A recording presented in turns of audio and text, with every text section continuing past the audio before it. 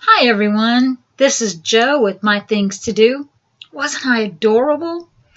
And these are my parents, Dagmar and Hubert, before I was born. I always knew that Mom came from Germany, Berlin to be exact, and my dad was born in South Carolina.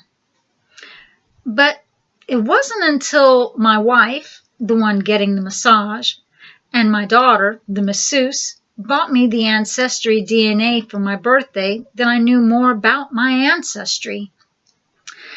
It is so simple to do. Just fill the tube with saliva, send it off, and then a few weeks later, there it was. Now, not only did I know where I came from, but I also knew where my parents and their ancestors came from too. I was excited and surprised by the results.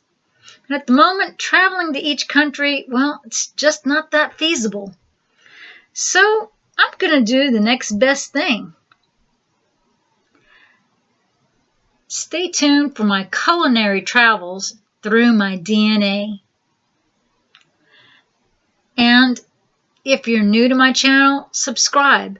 Also, hit that bell notification so you'll be sure not to miss a single recipe.